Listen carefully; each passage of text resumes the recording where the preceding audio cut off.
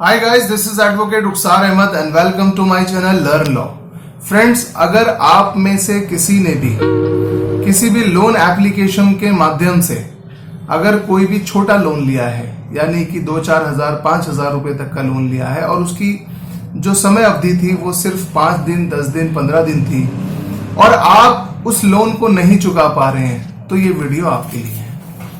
Friends, सबसे पहले मैं आपको ये बताना चाहता हूं कि ये जितनी भी लोन एप्लीकेशंस इस वक्त प्ले स्टोर पर चल रही हैं, इसमें से 90% लोन एप्लीकेशंस अवैध रूप से चल रही हैं, इलीगल चल रही हैं, जिनकी कोई वैलिडिटी नहीं है, जिनके पास कोई आरबीआई का लाइसेंस काम करने का नहीं है, यानी कि मनी लेंडिंग लाइसेंस इनके पास नहीं है। ये वो लोग हैं जो प्राइवेट लोग हैं, इन्होंने एक सॉफ्टवेयर को डेवलप करवाया, किसी भी नॉन बैंकिंग फाइनेंस कंपनी से इन्होंने टाई अप किया और टाई अप करके सिर्फ उसका ये नाम यूज करते हैं, बाकी सारी कार्य प्रणाली इनकी खुद की होती है। उस सॉफ्टवेयर को ये प्ले स्टोर पर अपलोड करते हैं और प्ले स्टोर पर अपलोड करने के बाद ये अलग अलग माध्यम से लोगों तक पहुंचने की कोशिश करते हैं। मान लो किसी व्यक्ति ने इनके पास लोन के लिए अप्लाई किया ऑनलाइन, उससे ये आधार कार्ड पैन कार्ड लेते हैं और एक सेल्फी लेते हैं और उसके बाद तुरंत आपके अकाउंट में एक छोटा सा अमाउंट ही ट्रांसफर कर देते हैं। मान लो आपने 5,000 रुपए इनसे मांगे, तो 5,000 की पहली किस्त काट के ये आपको उसमें 3,500 रुपए आपके अकाउंट में ट्रांसफर कर देते हैं और आपको पूरे 5,000 रुपए इनके अकाउंट में 7 दिन बाद ट्रांसफर करने होते हैं। मान लो किसी वजह से आप ये पैसे ट्रांसफर नहीं कर पाए, तो जैसे ही 7वां दिन कंप्लीट होगा उसी दिन से आपके ऊपर टॉर्चर शुरू हो जाता है और आपको गाली गलौज, बदतमीजी, आपके मोबाइल की पूरी कॉन्टैक्ट लिस्ट को ये लोन लेते देते वक्त ही ये पूरी तरह से हैक कर लेते हैं और हर एक कॉन्टैक्ट नंबर पे गंदे मैसेज, वाहियात मैसेज और इतनी गंदी गंदी बातें लिखते हैं जिसको बियर करना बड़ा मुश्किल होता है। इन सब चीजों से परेशान होकर एक आदमी ये सोचता है कि 3,500 रुपए 2,000 रुपए के एक लोन के लिए उसकी बनी बनाई पूरी जिंदगी की इज्जत खत्म हो जाती है। अब ऐसी सिचुएशन में क्या उसे पुलिस कंप्लेंट करनी चाहिए, क्या उसे किसी वकील के माध्यम से कोर्ट के अंदर केस करना चाहिए, साइबर कंप्लेंट करनी चाहिए, ये एक बहुत बड़ा सवाल उसके जहन में उठता है। आमतौर पर वो लोग जो इतना छोटा अमाउंट ले रहे हैं वो फाइनेंशियली पहले से ही टूटे हुए हैं, ना वो पुलिस का खर्चा उठा सकते हैं, ना वो वकील का खर्चा उठा सकते हैं और ना वो किसी तरह की कोई लीगल फीस अफोर्ड कर पाते हैं और इसी वजह से इस टॉर्चर को वो बर्दाश्त करते रहते हैं।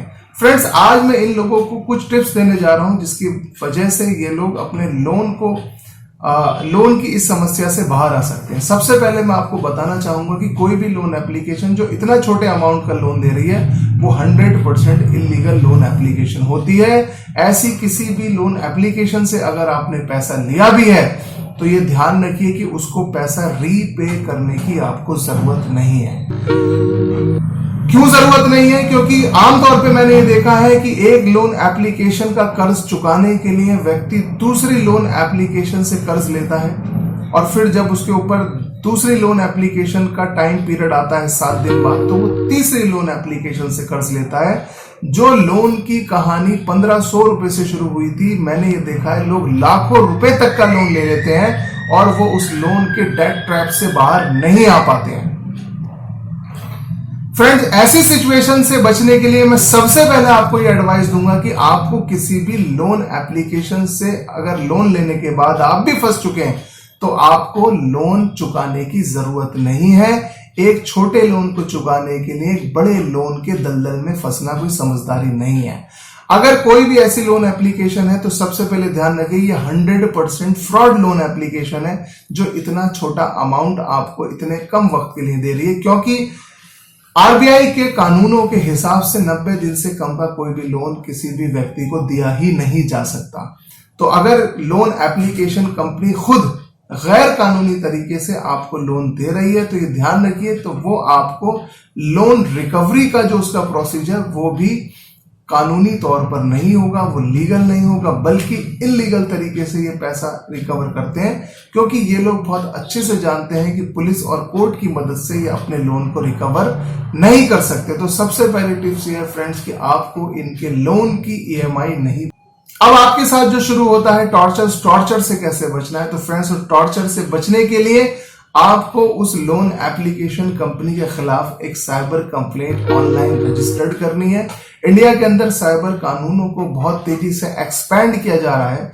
पुलिस बहुत एक्टिवली साइबर कानूनों के ऊपर काम कर रही है। आप ऐसी लोन एप्लीकेशन कंपनी की कंप्लेंट एनफोर्समेंट डिपार्टमेंट में दे सकते हैं, पुलिस स्टेशन में दे सकते हैं और आप साइबर कंप्लेंट भी कर सकते हैं। तीसरी बात, अगर आपको ये डर लगता है कि लोन एप्लीकेशन कंपनी आपके खिलाफ कोई कानूनी कार्रवाई कर सकती है, कोई एफआईआर कर सकती है, कोई किसी भी तरह का कोर्ट केस कर सकती है, तो उससे आप घबराइए नहीं। ये इतने छोटे अमाउंट के नहीं, ये लोग सिर्फ और सिर्फ आपके साथ बदतमीजी कर सकते हैं। ये किसी भी तरह की कोई कानूनी कार्रवाई नहीं कर सकते, क्योंकि इनके पास सिर्फ एक ही मेथड होता है पैसा रिकवर करने का, वो है इल्लीगल तरीका। आपको गाली गलौज और बदतमीजी, ब्लैकमेल करके ही आपसे पैसा रिकवर कर सकते हैं। इसके अलावा इनके पास कोई तरीका नहीं होता है। तो फ्रेंड, लास्ट में मैं आपको सिर्फ ये एडवाइस देना चाहूंगा कि अगर आप किसी ऐसे दलदल में फंस चुके हैं, आप हमसे बात करिए, हम आप उसका समाधान देने की पूरी कोशिश करेंगे। और जो मैंने एडवाइस दी है आप इसका पालन करें तो आप ऐसी परेशानी से बहुत आसानी से बाहर आ सकते हैं। और लास्ट में मेरी आपसे रिक्वेस्ट है, आपको मेरी वीडियो अच्छी लगी हो तो प्लीज इसे लाइक करें, शेयर करें और मेरे चैनल को सब्सक्राइब करें। Thank you.